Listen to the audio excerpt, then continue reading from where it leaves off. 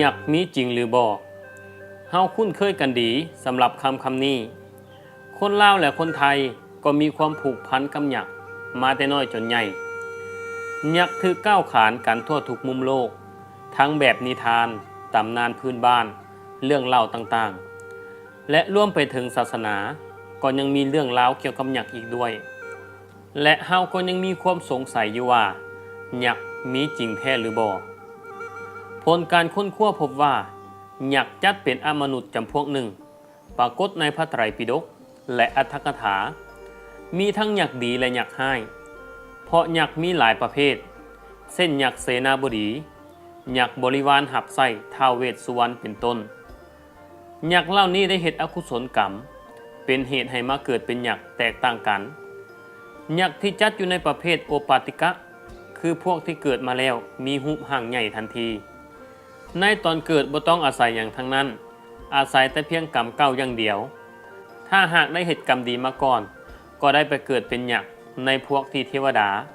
ในสวรรค์ชั้นจาตุมหาราชิกาถ้าหากเหตุกรรมชั่วจะได้เกิดในกำเนิดของยักษ์เดรัจฉานยักษ์บ่ได้มีอยู่ตัวเดียวมีหลายโตและมีการรวมกลุ่มกันหรือจัดแบ่งเป็นพวกตามลักษณะทางสังคมของยักษ์ยักษ์ทุกตนมีหน้าที่เป็นบริวารของท้าวเวสสุวรรณซึ่งเป็นหนึ่งในจตุโลกบาลผู้รับผิดชอบเบื้องแยงถูกสุขของมนุษย์และเทวดาในทิศเหนือคนลาวและคนไทยโดยทั่วไปฮู้จักยักษ์ในบทเรียนตำรานิทานร่วมไปถึงหนังละครต่างๆเส้นเรื่องของรามเกียรติ์หรือเรื่องพระลักษณ์พระรามโดยเฉพาะทศกัณฐ์ซึ่งมีบทบาทเป็นฝ่ายอธรรมเข้าต่อสู้กับกองทัพฝ่ายธรรมะของพระรามและพระลักษณ์นอกจากยักษ์จะอยู่ในวรรณคดีเคียงคู่กับการดำรงชีวิตของชาวลาวและชาวไทยแล้วยังมีบทบาททางความเชื่อของคนอยู่ในสังคมมาเป็นเวลาดนนานแล้วในเรื่องผู้พิทักษ์รักษาความดีและปกป้องความชั่วร้ายบ่ให้ย่างกายเข้ามาใกล้และยังมีการสร้างรูปปั้นของยักษ์ไว้ตามวัดวาอารามจำนวนหลายปัจจุบันมีขนบธรรมเนียมประเพณีและความเชื่อเกี่ยวกับยักษ์จำนวนหลายและความเกี่ยวข้องของยักษ์กับพระพุทธศาสนาทางด้านพิธีกรรมทางด้านศาสนวัตถุต่างๆที่ปรากฏให้เห็นในสถานที่ต่างๆในพุทธศาสนาอิทธิพลความเชื่อเกี่ยวกับยักษ์ที่ปรากฏในสังคมลาวและไทยผ่านผลงานสถาปัตยกรรมธาตุเจดีย์วัดวาอารามศิมป์หอไตรตามผนังก็ยังคงมีให้เห็นและศึกษาตามบูหานสถานหรือตามศาสนสถานต่างๆยักษ์เป็นอมนุษย์ชนิดหนึ่งที่มีกล่าวถึงในพุทธศาสนาและวรรณคดียักษ์ในความเชื่อของคนลาวมักได้รับอิทธิพลมาจากศาสนาพราหมณ์และศาสนาพุทธในขณะที่ความเชื่อในบริเวณอื่นๆของโลกมีเรื่องเล่าเกี่ยวกับอมนุษย์ที่มีร่างกายใหญ่มหึมาและมักกินของคาวซึ่งเทียบได้กับยักษ์ในความเชื่อของคนลาวอยู่จำนวนหลายส่วนยักษ์ในศาสนาพราหมณ์ฮินดูกล่าวว่าเมื่อตอนที่พระพรหมสร้างโลกขึ้นเมื่อให้กำเนิดน้ำพระองค์ต้องการมีผู้รักษาน้ำจึงสร้างอมนุษย์ขึ้นมา2 จำพวกที่1เมื่อเกิดขึ้นก็หิวโหย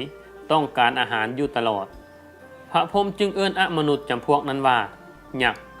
ซึ่งแปลว่าผู้หิวโหยหรือผู้อดอยากส่วนอมนุษย์อีกจำพวกหนึ่งพระพรหมให้รักษาน้ำเอิ้นว่ารักษะแปลว่าผู้รักษาในพุทธศาสนาถือว่ารักษะคือกลุ่มพันธุ์ที่มีหน้าที่รักษาสมบัติหากภัยล่วงล้ำเข้ามาลักจะจับผู้นั้นกินเป็นอาหารอีกพวกหนึ่งอยู่รักษานรกมักแปลงกายเป็นยมพบาลหมาแห้งกาศพเล็กศพทองเฝ้าลงโทษและจับสัตว์นรกมากินยักษ์และรักษะเทวีเป็นอมนุษย์ที่เป็นพี่น้องกันกับพวกยักษ์นั้นมีลักษณะคือเทวดาแต่มีรัศมีและวรรณะที่ต่ำกว่าแต่ยักษ์พวกนั้นเป็นผู้ที่มีทรัพย์สมบัติหลายมีความสามารถในการค้นหาและรักษาทรัพย์สินเป็นผู้มักในการดื่มกินอาหารและมียักษ์อีกจำพวกหนึ่งที่มีลักษณะต่ำเตี้ยพุงอ้วนมีผมกูดเป็นผู้เฝ้ารักษาทรัพย์สมบัติตามธรรม ส่วนยักษ์พวกฮักษะนั้นมักอาศัยในป่าในน้ำในถ้ำและก็จะเฝ้ารักษาอาณาเขตนั้นมีนิสัยโหดร้ายกว่าพวกยักษ์อื่นๆยักษ์ทั้งหลายมีทั้งพวกดีและพวกร้ายยักษ์ทั้งหลายล้วนเป็นบริวารของท้าวเวสสุวรรณ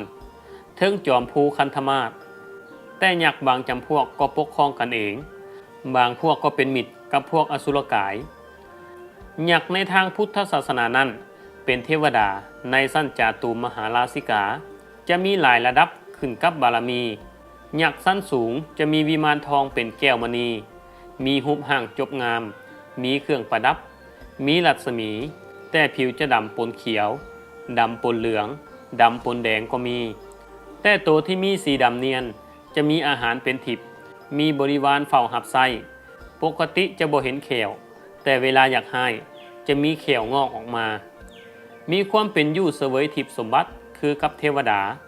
และยักษ์สั้นกลางนั้นส่วนใหญ่จะเป็นบริวารท่าหับไส้ของยักษ์สั้นสูงส่วนยักษ์สั้นต่ำมีบุญหน่อยก็มักมีหุบห่างบ่พึงประสงค์เป็นตาย่านผมกูดโตดำตาโปผิวหนังเป็นตุ่มเป็นตอมีนิสัยโหดร้ายยักษ์จะเกิดได้อยู่4แบบคือ 1. เกิดแบบโอปาติกะคือเกิดมาแล้วใหญ่ทันที 2. เกิดแบบสังเสทัสสะเกิดในเหื่อในไข่ 3. เกิดแบบสลาภูสะคือพวกที่เกิดในครรภ์หรือท้อง 4. เกิดแบบอันทัสสะคือเกิดในไข่นั่นเองส่วนบ่อนอยู่ของยักษ์นั้นมักอยู่ตามถ้ำภูเขาลำนาวไพในน้ำในดินในอากาศและวิมานอยู่ในสวรรค์สั้นจาตุมหาราชิกาเชื่อกันว่าสาเหตุที่พาให้เกิดเป็นยักษ์เพราะเฮ็ดบุญปนไปด้วยความอยากให้มักโหดร้ายรำคาญใจเรื่องยักษ์มีความเชื่อแพร่ไปหลายทั่วโลกส่วนในประเทศลาวและไทยนั้นมีความเชื่อเป็นชีวิตจิตใจนั้นคือยักษ์ที่มีชื่อว่าท้าวเวสสุวรรณจนกลายมาเป็นวัตถุในอุตสาหกรรมความเชื่อท้าวเวสสุวรรณหรือท้าวกุเวศนับว่าเป็นหนึ่งในวัตถุทางความเชื่อที่มีคนนับถือจำนวนหลาย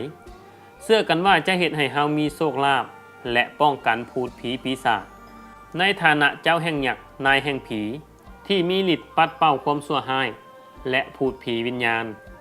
ท้าวเวสสุวรรณในคัมภีร์พุทธศาสนาและฮินดูพบว่าท้าวเวสสุวรรณเป็นองค์เดียวกับท้าวกุเวศมีบทบาทสำคัญอยู่3ด้านคือ 1. บทบาทในการเป็นผู้คุ้มครองเบิ่งแยงศาสนา 2. บทบาทในการเป็นจตุโลกบาลเทพประจำทิศเหนือ 3. บทบาทในการเป็นผู้สั่งสอนและผู้ช่วยเหลือโดยมีความตั้งใจในการบำเพ็ญเพียรเพื่อความหลุดพ้นมุ่งสู่ปรมัตถมันความเชื่อเรื่องของยักษ์นี้มีแพร่กระจายไปหลายบ่อนหลายตำนานเช่นในศาสนาคริสต์ก็มีการกล่าวถึงยักษ์ที่ชื่อว่าไลแอดผู้มีพลังและสู้รบเก่งแต่ก็ยังมาแพ้เด็กน้อยเลี้ยงแพะชื่อเดวิดส่วนชาวจีนก็มีความเชื่อเรื่องยักษ์ชื่อฟานกู้สร้างโลกด้วยขวานฟันยินและหยางออกจากกันยินกลายเป็นโลก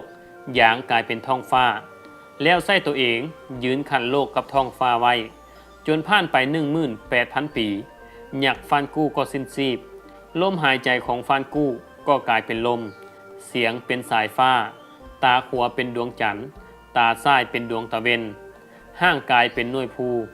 เลือดเป็นแม่น้ำเหือกไข่กลายเป็นสัตว์ต่างๆชาวมุสลิมเองก็มีความเชื่อเกี่ยวกับเรื่องยินยักษ์ที่พระเจ้าสร้างขึ้นมาจากไฟให้มาเชื่อฟังมนุษย์แต่ยินบ่ยอมเพราะคิดว่าตัวเองเกิดมาจากไฟส่วนมนุษย์เกิดมาจากดินตัวเองสูงกว่าจึงหาทางรบกวนให้มนุษย์เฮ็ดความชั่วเพื่อให้พระเจ้าเห็นว่ามนุษย์เองก็บ่ตั้งหยังกับพวกตนยินสามารถเห็นมนุษย์ได้แต่มนุษย์บ่สามารถเห็นยินได้และยินยังแปลงกายเป็นหยังก็ได้สารพัดเชื่อว่าสิ่งผิดปกติหรือผีทั้งหลายล้วนเกิดจากยินทั้งสิ้นชาวสแกนดิเนเวียก็มีเรื่องเล่าเกี่ยวกับยักษ์ที่อาศัยอยู่ในป่าห่างไกลจากผู้คนเอิ้นกันว่าพลูชาวญี่ปุ่นก็มีความเชื่อเกี่ยวกับเรื่องยักษ์ชื่อว่าโพนิจะมีลักษณะใหญ่สีแดงมีเขาอยู่ทั้งหัว อาศัยอยู่ตามภูเขาลำนาวไพรหรือว่าจะเป็นยักษ์ออเกอร์หรือยักษ์ออกในตำนานของชาวตะเวนตกที่มักจะจับคนไปกินโดยเฉพาะเด็กน้อยและในประเทศลาวเฮาเองก็มีเรื่องของยักษ์ตึกขึกหรือยักษ์สะคือดังแดงผู้เป็นต้นกำเนิดของแม่น้ำของและประเทศอ้อมข้างในตำนานหรือเรื่องเล่าเกี่ยวกับยักษ์สะคือนั้นหากเทียบกับสถานที่หรือแห่งธรรมชาติตามภูมิศาสตร์ในลุ่มแม่น้ำของแล้วมีสิ่งต่างๆดังนี้หูดังของยักษ์สะคือที่คนเข้าไปอาศัยนั้นอาจจะเป็นถ้ำตามภูต่างๆนั่นเองยักษ์สะคือจะพลิกโตจากการนอนอาจจะเป็นแผ่นดินไหวเพราะตามหลักฐานมีรอยแยกอยู่เมืองทะแขกแบบชัดเจนมีกำแพงหินยักษ์เกิดขึ้นในเมืองทะแขกที่คู่ขนานไปตามสายแม่น้ำของเชื่อกันว่าเกิดจากรอยแยกของการขยายโตของแผ่นดินในยุคของยักษ์ตึกขึกปัจจุบันเห็นเป็นกำแพงหินมีความหนาประมาณ1เมตรสูง10-20 เมตรยาวประมาณ14-16 กิโลเมตรอยู่บ้านนาไกลเคียเมืองทะแขกแขวงขมวนและยังมีห้อยตีนไดโนเสาร์พันกินเนื้อสัตว์เป็นอาหารปรากฏถึงแผ่นหินปัจจุบันชาวบ้านเฮ็ดหัวออมไว้และเชื่อว่าเป็นห้อยไก่ยักษ์ยุคเดียวกับยักษ์สะคือเมื่อซุ่มซ่นเกิดขึ้นในบริเวณนี้จึงตั้งชื่อหมู่บ้านว่าบ้านนาไกลเคียซึ่งเป็นหมู่บ้านชนเผ่าโซเป็นส่วนหลายส่วนบริเวณภาคใต้ของลาวที่น้ำของไหลผ่านกัดเซาะเป็นเกาะเป็นดอนเอิ้นว่า 4,000 ดอนเชื่อว่าเป็นเส้นทางของนางแก้วโยนีหลวงลาวได้เหยียบไปมาในยุคของยักษ์สะคือเส้นเดียวกันส่วนเรื่องของยักษ์สะคือนี้เดี๋ยวจะมาเล่าให้ฟังในคลิปต่อไปเรื่องยักษ์นี้ก็แตกต่างกันออกไปตามภาพจินตนาการของแต่ละประเทศและเป็นที่น่าสงสัยว่าเป็นไปได้หรือบ่ว่าคนเมื่อก่อนอาจจะเคยเห็นยักษ์มาแล้วหรืออาจจะเคยได้อยู่กับยักษ์มาแล้วเส้นเรื่องของโครงกระดูกยักษ์ที่เอกวาดอร์อยู่พิพิธภัณฑ์ในเอกวาดอร์มีสิ่งหนึ่งที่พิพิธภัณฑ์อื่นบ่มีนั่นคือโครงกระดูกยักษ์ที่สมบูรณ์แบบที่สุดและเป็นของแท้มีความสูง7 เมตรเป็นโครงกระดูกผู้หญิงที่มีอายุประมาณ600 ปีจากการคาดคะเนและยังมีการพบอีกหลายแห่งในเอกวาดอร์และบางโครงกระดูกมีอายุประมาณ10,000 ปีนอกจากนี้ยังมีการค้นพบสถานที่อาศัยที่อาจจะเคยเป็นสถานที่อยู่อาศัยของเผ่ายักษ์มาก่อนอยู่เทิงภูมีบ่อนอยู่อาศัยมีเครื่องใช้ของสอยที่ใหญ่ยักษ์และมีห้อยตีนมหึมาที่บ่คือคนในปัจจุบันและนอกจากเอกวาดอร์แล้วยังมีเรื่องของชาวพาทากอนที่ได้ชื่อว่าเป็นเผ่ามนุษย์ยักษ์ที่อาศัยอยู่ทางใต้สุดของอเมริกาใต้ภายใต้การคุ้มครองของอาร์เจนตินาได้มีคนออกเดินทางไปพบพวกเขาคนเผ่านี้มีตัวสูงใหญ่ประมาณ3 เมตรนอกจากนั้นยังมีการค้นพบเห็นตลอดมาอาจจะเป็นคือเรื่องของคน8 ศอกของลาวเฮาที่เชื่อกันว่าคนในยุคนั้นมีความสูง8 ศอกหรือตีไปประมาณ 6-7 เมตรและมีการค้นพบโครงกระดูกของคน8 ศอกอยู่หลายแห่งทั่วโลกเส้นยุทงไหหินแขวงเสียงขวางก็ค้นพบห้องหอยของโครงกระดูกต่างๆจำนวนหลายหรืออาจจะสันนิษฐานได้ว่าไหหินทั้งหลายนั้นอาจจะเป็นไหหินของยักษ์หรือยุคของคน8 ศอกถ้าเรื่องความเชื่อเกี่ยวกับคน8 ศอกปรากฏมีจริงเฮาก็สามารถเชื่อและสันนิษฐานไปได้ต่ออีกว่าก้อนยุคของคน8 ศอกนั้น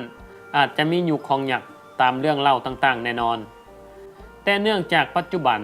หลักฐานอ้างอิงเสริมเหตุผลนั้นมันมีหน่อยจึงกลายมาเป็นเพียงแต่ความเชื่อตามตำนานต่างๆในปัจจุบันนี้เส้นเรื่องของพลักพลามที่เฮาเล่ากันมาจนฮอดทุกมื้อนี้ซึ่งเป็นรามายณะของอินเดียกล่าวถึงพลักพลามที่พากองทัพลิงยกทัพไปตีกับยักษ์ซึ่งเป็นวรรณคดีที่ถามชาวอินเดียว่าเป็นเรื่องจริงและก็มีคนตามค้นคว้าและพบหลักฐานบางส่วนในตอนที่บุกกรุงลงกาของเรื่องพลักพลามที่พลักพลามสั่งให้ลิงขนหินมาถมทะเลเพื่อยกทัพไปกรุงลงกาปรากฏว่าสถานที่นั้นมีอยู่จริงกรุงลงกาในปัจจุบันคือประเทศศรีลังกาในคัมภีร์มหาวงศ์ของศรีลังกาได้กล่าวไว้ว่า เกาะดอนศรีลังกาเป็นบ่อนอยู่ของเผ่ายักษาและนาคซึ่งเป็นส้นพื้นเมืองที่เก่าแก่อาศัยอยู่บ่อนนี้ก่อนคนชาวอินโดอารยันจะเข้ามาตั้งถิ่นฐานอยู่บริเวณนี้ส่วนขัวข้ามกรุงลงกานั้นก็มีจริงโดยนาซาได้มีการถ่ายรูปบริเวณช่องแคบระหว่างอินเดียและศรีลังกาและก็พบเห็นขัวของพระนารายณ์มีอยู่จริงเป็นหินที่มาวางติดกันเชื่อมสองประเทศยาวประมาณ48กิโลเมตรปัจจุบันเอิ้นว่าอดัมบิสพิสูจน์แล้วว่ามีอายุกว่า 1,750,000 ปีและบ่ได้เกิดตามธรรมชาติแน่นอนซึ่งในยุคนั้นบ่ทันมีมนุษย์ด้วยซ้ำมีแต่โฮโมอิเล็กตัสครึ่งคนครึ่งลิงเป็นไปได้หรือบ่ว่ามีการสู้รบกันของยักษ์สากับโฮโมอิเล็กตัสในเกาะศรีลังกาความเชื่อเรื่องของยักษ์ยังเป็นปริศนาต่อไปและกลายมาเป็นความเชื่อความศรัทธาของคนลาวและคนไทยตลอดมาจนนำมาสู่ศิลปะวัฒนธรรมวรรณคดีอันงดงามที่เต็มไปด้วยสีสันและความน่าสนใจของผู้คนทั่วโลกนี่ก็เป็นประวัติตำนานความเชื่อเกี่ยวกับเรื่องของยักษ์ทั้งหมดที่คนครัวมาเล่าสู่ฟังจงรับชมและรับฟังเพื่อความเพลิดเพลินเท่านั้น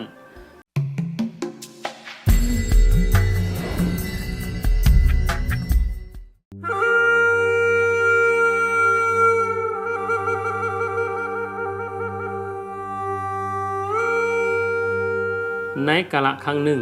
ดนนานมาแล้วมียักษ์เพศผู้ตนหนึ่งหากินอยู่บริเวณอาณาเขตประเทศจีนพม่าลาวไทยกัมพูชาและเวียดนามในปัจจุบัน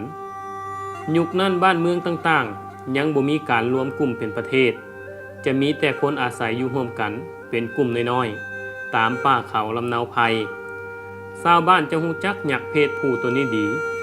เพราะเวลามันเดินทางไปหาอาหารจะเกิดเสียงดังสนั่นคือกับเกิดแผ่นดินไหวดินเลื่อนแยกออกจากกันเป็นห้องพอชาวบ้านได้ยินเสียงดังกล่าว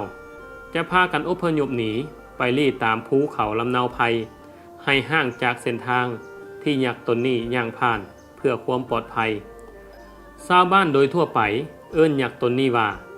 ยักษ์สลึคือหรือยักษ์ตึกคึกคำว่าตึกคึกนี่อาจจะได้มาจากรูปร่างที่ใหญ่และเสียงของการเคลื่อนที่ของยักษ์ตนนี้เองและลักษณะกิริยาอาการที่ยักษ์ตนนี้แสดงพฤติกรรมให้เห็นว่ายักษ์สะคือดังแดงนอนสะแคงคุงฟ้าเด็กน้อยเข้าไปลิ้นมักบ้าในหูดังของมันเป็นพันเป็นหมื่นยามันผิกคิงตื่นเด็กน้อยเป็นหมื่นแตกตื่นออกมาก้าวขานกันมาแบบนี้เห็นได้ว่ายักษ์สลึคือมีโตขนาดใหญ่มหึมาอีกบุคลิกหนึ่งที่ยักษ์สลึคือมีก็คือมันมีอวัยวะเพศที่ใหญ่และยาวจนบ่สามารถหาส่งนุ่งได้หรือหาเสื้อผ้าใส่คือกับยักษ์ตนอื่นได้มันจึงเปลือยกายย่างลากอวัยวะเพศไปหาอาหารแบบนั้นตลอดไปห้องห้อยเส้นที่มันลากอวัยวะเพศไปนั่นกัดเซาะพื้นแผ่นดินพื้นป่าเป็นห้องห้อยลึกลงไปเรื่อยๆเพราะมันจะลากไปตามเส้นทางเก่าของมันอยู่ตลอดเมื่อฮอดยามฝนน้ำที่ไหลมาจากภูเขาลำเนาไพรในเขตบริเวณประเทศจีนพม่าลาวไทยกัมพูชาและเวียดนามก็จะไหลลงไปร่วมกันอยู่ห้องที่เป็นเส้นทางที่ยักษ์สลึคือย่างลากอวัยวะเพศไปมานั่นเองเฮ็ดให้ห้องน้ำนั่นขยายใหญ่ออกไปเรื่อยๆปริมาณน้ำที่ไหลมาจากภูเขาต่างๆก็หลายขึ้นจนกลายเป็นแม่น้ำที่กว้างใหญ่ขึ้นเรื่อยๆชาวบ้านผู้ที่อยู่อาศัยในบริเวณนั้นจะพากันเอิ้นแม่น้ำนั้นหรือจะขนานนามให้แม่น้ำทรายนั้นว่าแม่น้ำของหรือแม่น้ำโขงแล้วแต่สำเนียงของคนแต่ละท้องถิ่นประชาชนลาวที่อาศัยอยู่ในบริเวณอาณาจักรลาวล้านสร้างจะพากันเอิ้นว่าแม่น้ำของโดยมีเหตุผลว่า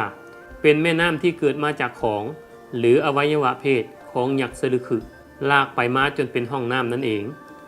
ชาวบ้านที่อาศัยอยู่ในบริเวณฝั่งซ้ายของแม่น้ำของชาวไทยและชาวอีสานที่อาศัยอยู่แคมฝั่งแม่น้ำของในยุคทำอิฐตั้งก็พากันเอิ้นว่าแม่น้ำของคือกันแต่สาเหตุที่พากันเอิ้นว่าแม่น้ำโขงอาจจะเป็นเพราะฝรั่งที่สำรวจแม่น้ำของในยุคทำอิฐฟังสำเนียงของชาวบ้านท้องถิ่นเขาบอกว่า แม่น้ำของฝรั่งเขียนว่าเมกงจึงออกเป็นเสียงว่าแม่โขงนั่นเอง เมื่อเรื่องราวของยักษ์สลึคือผู้เป็นต้นกำเนิดของแม่น้ำของหรือแม่น้ำโขงได้ถูกก้าวขานแพร่ขยายไปก็เป็นเรื่องราวที่ก้าวขานกันหลายบางคนวิเคราะห์เจาะลึกถึงผลกระทบต่างๆตอนที่ยักษ์สลึคือลากของไปนั้นต้นไม้ที่หักโค่นลงนั้นจะบ่เป็นเสี้ยนเป็นหนามเสียบเข้าไปในเนื้อหนังของยักษ์สลึคือหรือบ่เรื่องนี้มีคำตอบจากผู้เฒ่าเล่ากันว่าเสี้ยนหนามที่ปักเข้าไปในเนื้อหนังอวัยวะเพศของยักษ์สลึคือนั้นมีแท้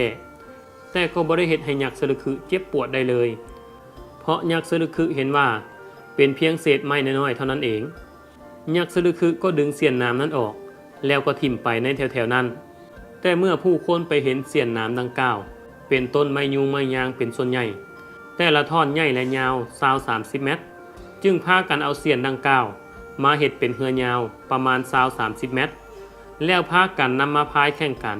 ในสายแม่น้ำของนั่นเองดังนั้นในช่วงบุญออกพรรษาจะมีการแข่งเรือส่วงซึ่งหมายถึงการแข่งเรือยาวนั่นเองประเพณีนี้ก็เริ่มต้นมาจากชาวบ้านแถวแคมป์ฝั่งแม่น้ำของเอาเสียนเอาหนามที่ยักษ์สลึคือโยนถิ่มนั้นมาเฮ็ดเป็นเรือยาวและสืบต่อมาจนฮอดปัจจุบันนี้ห้องห้อยเส้นทางที่ยักษ์สลึคือลากของไปหากินทรัพย์แต่ละมือนั้นปัจจุบันยังมีสถานที่หลายแห่งที่ปรากฏให้เห็นเช่นภูคะนาหรือกำแพงหยักอยู่เมืองทะแขกแขวงคำม่วนมีความยาวหลายกิโลเมตรเรียบไปตามเส้นทางเลขที่13มีลักษณะเป็นกำแพงหินวางทับซ้อนกันมีความหนาของกำแพงหินประมาณ1 เมตรบางบ่อนสูง10-20 เมตรเป็นล่วงยาวจากเมืองทะแขกไปทางทิศเหนือจนฮอดบ้านกกไฮยาวประมาณ14-16 กิโลเมตรปัจจุบันเป็นสถานที่ท่องเที่ยวที่นักท่องเที่ยวไปชมกันเป็นจำนวนหลายผู้เฒ่าผู้แก่เล่าว่ากำแพงหินเกิดจากยักษ์สลึคือลากของไปจะเฮ็ดให้ผู้แย่ไปเป็นคู่คันนั่นเองพอขากลับได้ลากของกลับมาพิษจากห้องเก่าหินจึงมีลักษณะเป็นคันกำแพงขึ้นแบบชัดเจนชาวบ้านจึงพากันเอิ้นว่ากำแพงยักษ์ภูคะนาเรียบตามแคมป์ฝั่งแม่น้ำของอยู่มามื้อหนึ่งยักษ์สลึคือออกไปหากินอาหารตามปกติยักษ์สลึคือได้ออกเดินทางจากเมืองทะแขกไปทางทิศเหนือพอไปใกล้จะฮอดบริเวณที่เป็นอำเภอเชียงคานจังหวัดเลยในปัจจุบันยุคนั้นแม่น้ำของบริเวณนั้นน้ำกัดเซาะตาฝั่งเฮ็ดให้แม่น้ำของกว้างเลยเลือกขึ้นกว่าบ่อนอื่นๆยักษ์สลึคือได้ไปเห็นควายป่าตัวหนึ่งมีขนาดใหญ่และมีเขาที่งดงามเวลาเขาควายกระทบกับแสงแดดจะสะท้อนแสงแวววาวคือกับเพชรนินจินดายักษ์สลึคือเลยจับก้อนหินทุบใส่ควายป่าเฮ็ดให้ควายป่าที่มีเขาสีเงินแวววาวนั้นตกลงไปในลำแม่น้ำของและก็จมไปกับน้ำยักษ์สลึคืองมหาจังไหนก็บ่เห็นจึงเอาไม้ยุงไม้ยางมาเฮ็ดเป็นไม้คานหาบเอาหินภูมาจากฝั่งซ้ายแม่น้ำของมากั้นน้ำทางเหนือไว้เพื่อจะได้งมหาควายป่าที่จมอยู่น้ำทางทิศใต้ของแม่น้ำของได้ยักษ์สลึคือพยายามเฮ็ดเป็นคันคู่หินได้หาบหรือคนหินมาหลายเที่ยวคันแท้หินใกล้จะจอดฮอดฝั่งขวาแล้วแต่ไม้ยุงไม้ยางที่เอามาเฮ็ดเป็นไม้คานหาบนั้นเกิดหักขึ้นมากระทันหันเฮ็ดให้ไม้คานแตกหักเป็นสิ้นๆบางส่วนของไม้คานกระเด็นตกไปฝั่งแม่น้ำของบริเวณนั้นชาวบ้านที่มาอาศัยอยู่แถวนั้นจึงเอิ้นว่าเสียงคานภายหลังต่อมาได้มีการเอิ้นเพี้ยนกันมากลายเป็นเสียงคานซึ่งเป็นชื่ออำเภอเสียงคานมาจนฮอดปัจจุบันนี้และคันแท้หินที่ยักษ์สลึคือสร้างเพื่อขันน้ำนั้นปัจจุบันชาวบ้านได้เอิ้นว่าแห่งคุดคู่ส่วนภูที่อยู่ทางทิศใต้ของแก่งคุดคู่นั้นจะมีลักษณะเป็นง่อนพาแหลมยื่นออกมาคือกับเขาควายเชื่อกันว่าเป็นควายป่าที่จมน้ำที่ยักษ์สลึคือตามหานั่นเองที่กลายมาเป็นภูชาวบ้านจึงพากันเอิ้นว่าภูควายเงินสืบมาจากเขาควายตัวนั้นเวลากระทบแสงแดดจะเป็นสีเงินแวววาวและก็ยังมีผู้สงสัยอยากถามเกี่ยวกับยุคนั้นว่ามีแต่ยักษ์เพศผู้ชื่อสลึคือเท่านั้นหรือบ่ส่วนยักษ์เพศเมียเด๋มีหรือบ่เรื่องนี้ผู้เฒ่าผู้แก่เล่าให้ฟังว่ามียักษ์เพศเมียอีกตนหนึ่ง ชื่อว่าอีแก้วโยนีหลวงฟังชื่อแล้วก็บ่จำเป็นอธิบายขยายความเกี่ยวกับอวัยวะเพศของยักษ์เพศเมียตนนี้เลย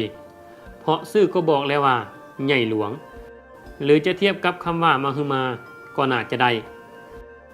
ยักษ์อีนางแก้วจะออกไปหากินอาหารประเภทป่าตั้งแต่บริเวณมุกดาหารในปัจจุบัน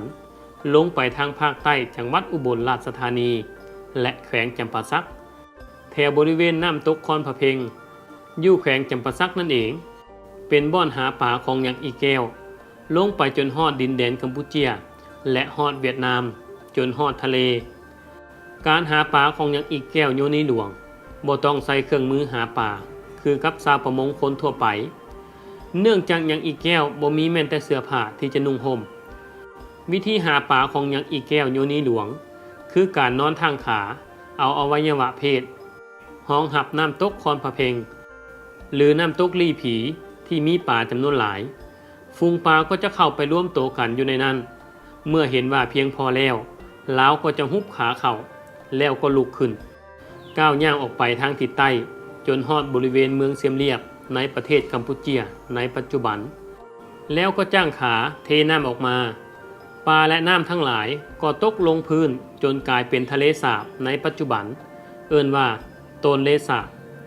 ซึ่งเป็นบ่อนปูปลาอาศัยอยู่เป็นจำนวนหลายที่สุดในกัมพูเชียก็เป็นผลงานของยักษ์อีแก้วโยนีหลวงนี่เองและก็ยังมีคนสงสัยว่ายักษ์ทั้งหลายก็มีความหักคือกับมนุษย์หรือบ่ก็ได้ศึกษาถามผู้เฒ่าผู้แก่แล้วว่าเพิ่นได้เล่าให้ฟังว่ายักษ์สลึคือก็มีความต้องการเรื่องกามราคะสูงมีความใฝ่ฝันหาเพศตรงข้ามเส้นเดียวกันกับมนุษย์โดยทั่วไปและในทำนองเดียวกัน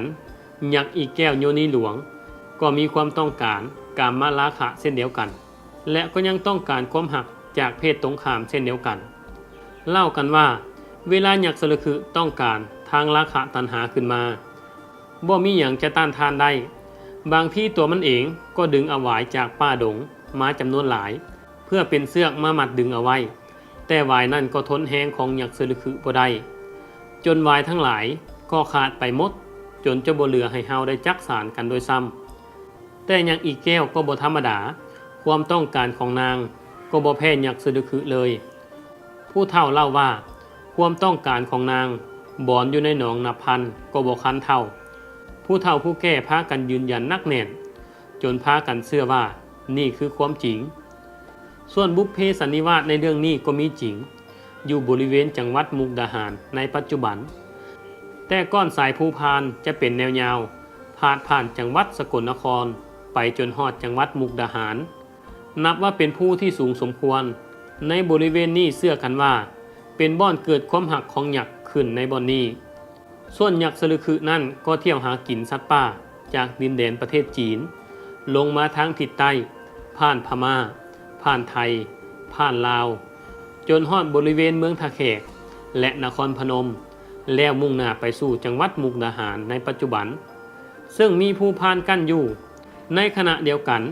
ยักษ์อีแก้วก็หากินป่าปกติโดยหาป่าขึ้นมาเรื่อยๆมุ่งหน้าจากเวียดนามผ่านกัมพูเชียเข้าสู่ดินแดนไทย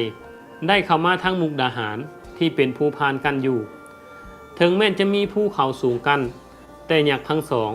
ก็สูงใหญ่เกินกว่าภูที่สูงสั้นนั้นยักษ์ทั้งสองก็ได้พบกันเป็นเทื่อทำอิฐความหักยักษ์ทั้งสองก็ได้เกิดขึ้นทั้งสองได้ย่างเข้ามาใกล้กันก็บ่ได้เป็นปัญหาและอุปสรรคทั้งสองได้กอดกันไปมาจนเห็นให้ภูพานถล่มลงกลายเป็นภูเหล็กภูน้อยบางบ่อนก็หาบเพียงเป็นหน้ากองและบางบ่อนก็แตกพังทลายลงปัจจุบันบริเวณดังกล่าวกลายเป็นสถานที่ที่ชาวบ้านเอิ้นแตกต่างกันออกไปเส้นบริเวณที่ยักษ์สลึคือกับยักษ์อีนางแก้วนอนน้ำกันเอิ้นว่าดงมักอีผู้ที่แตกออกเป็นภูเหล็กภูน้อยนั้นพากันเอิ้นว่าภูมโนภูหนูภูเจ้าก้อและภูทับเบิกและยังมีห้วยธรรมชาติแห่งหนึ่งอยู่ทางทิศใต้ของหอแก้วมุกดาหารลงไปประมาณ5 กิโลเมตรมีชื่อเอิ้นห้วยนี้ว่าห้วยสลึคือซึ่งเชื่อกันว่าห้วยทรายนี้เกิดจากการสำเร็จความไข่ของยักษ์สลึคือกับนางแก้วโยนีหลวงจนกลายมาเป็นสายน้ำ ที่ไหลลงไปสู่แม่น้ำของนั่นเองผู้เฒ่าผู้แก่ผู้ฮู้เรื่องราวเหตุแห่งความหักอันเป็นอมตะนิรันดรนี้ยังเล่าอีกว่าขณะที่ยักษ์อีแก้วกำลังนอนหลับไหลอยู่นั้นยักษ์สลึคือก็ลุกขึ้นจะย่างไปเบิ่งบริเวณที่เป็นห้างหักว่าพังทลายพินาศสำใดแต่พอมันได้ก้าวย่างไปทางทิศใต้เลยอำเภอดอนตาลไปบ่ไกลพอปานใดก็เกิดหัวเข้าอ่อนล่มลงหัวเข้าทั้งสองข้างต่ำกับพื้นอวัยวะเพศที่มหึมาก็ต่ำกับพื้นดินเช่นกันเฮ็ดให้พื้นบริเวณนั้นสุดลงเป็นหนองกว้างลึกภายหลังกลายเป็นหนองน้ำที่มีขนาดใหญ่บริเวณที่ยักษ์สะดึกล่มลงหัวเข้าพาดพื้นนี้ภายหลังได้มีคนไปอาศัยอยู่ใกล้กับหนองน้ำขนาดใหญ่ดังกล่าวนี้จนมาเป็นบ้านเมืองชุมชนมีความเจริญรุ่งเรืองซึ่งตอนนี้เอิ้นว่าสานุมานซึ่งแปลว่าหัวเข้าของยักษ์ซึ่งปัจจุบันกลายเป็นชื่ออำเภอหนึ่งในจังหวัดอำนาจเจริญยังมีอีกหลายแห่งที่ปรากฏท้องหอยของยักษ์สลึคือและยักษ์อีแก้วที่เกี่ยวข้องกับลุ่มแม่น้ำของเส้นผู้ที่ชาวบ้านแม่สนามอยู่เขื่อนน้ำเทินหนึ่งแขวงคำม่วนพากันเอิ้นและเชื่อว่านั่นคือห้างบักสลึคือจะมีลักษณะคือกับอวัยวะเพศของยักษ์สลึคือยื่นโดดออกมาเป็นท่อนขึ้นน่าอัศจรรย์และยังมีผู้อีกหน่วยหนึ่งบ่ใหญ่พอปานใดที่ปรากฏอยู่อำเภอป่ายแม่ฮ่องสอนหุบห่างคือกับแม่ยิงนอนสะแคงเปื่อยกายอยู่ชาวบ้านเอิ้นว่าภูนางแก้วซึ่งอยู่ในหมู่บ้านสันติชนยูนานอำเภอป่ายกลายเป็นบ่อนท่องเที่ยวที่สวยงามของอำเภอป่ายอีกแห่งหนึ่งได้สอบถามชาวบ้านบริเวณนั้นแล้วว่าบริเวณนี้มีน้ำของไหลผ่านหรือบ่เขาบอกว่าอยู่อำเภอป่ายก็จะมีน้ำของคือกันแต่เป็นสายที่น้อยกว่าน้ำของอยู่ประเทศลาวแม่น้ำของอยู่อำเภอป่ายจะไหลลงสู่แม่น้ำป่ายเป็นบ่อนล่องเรือแพที่งามหลายฮอดบ่อนนี้สรุปได้ว่าเมื่อมีชื่อแม่น้ำของอยู่ใสยักษ์อีนางแก้วก็จะไปหากินป่าอยู่บ่อนนั้นเช่นกันพอเมื่อยก็จะนอนพักเอาแห้งจนฮอดปัจจุบันส่วนอยู่บ้านนาไก่เคียเมืองทะแขกแขวงขมวนนั้นจะมีห้อยไก่ยักษ์ปรากฏอยู่ถึงพลานหินชาวบ้านเชื่อว่าเป็นห้อยไก่ยักษ์ที่เกิดพร้อมกับยักษ์สลึคือปัจจุบันชาวบ้านได้อนุรักษ์ไว้ให้ลูกหลานได้เบิ่งและเรียนรู้ประกอบตำนานหมู่บ้านนาไก่เคียเรื่องยักษ์ตึกขึกหรือบางท้องถิ่นเอิ้นว่ายักษ์สลึคือหรือยักษ์สะคือดังแดงผู้เป็นต้นกำเนิดของแม่น้ำของและประเทศอ้อมข้างในตำนานเรื่องเล่าเกี่ยวกับยักษ์สลึคือนั้น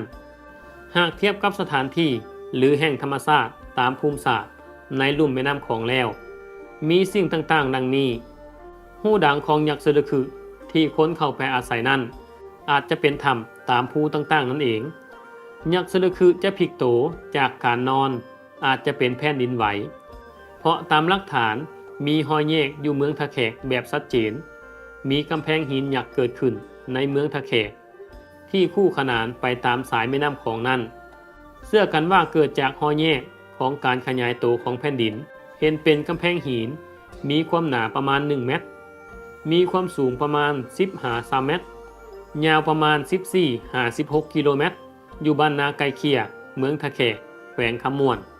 มีห้อยตีนไดโนเสาร์พันกินเนื้อสัตว์เป็นอาหารปรากฏเทิงแผ่นหินปัจจุบันชาวบ้านเฮ็ดหัวอ้อมไว้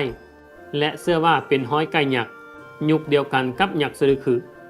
เมื่อมีชุมชนเกิดขึ้นในบริเวณนี้จึงตั้งชื่อหมู่บ้านว่าบ้านนาไก่เคียซึ่งเป็นหมู่บ้านชนเผ่าโซเป็นส่วนหลายส่วนบริเวณภาคใต้ของลาวที่น้ำของไหลผ่าน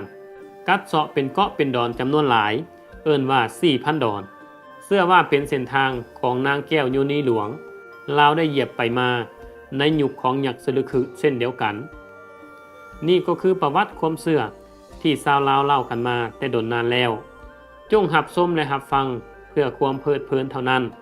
ส่วนคำใดบุญสุภาพก็ขออภัยมาณที่นี้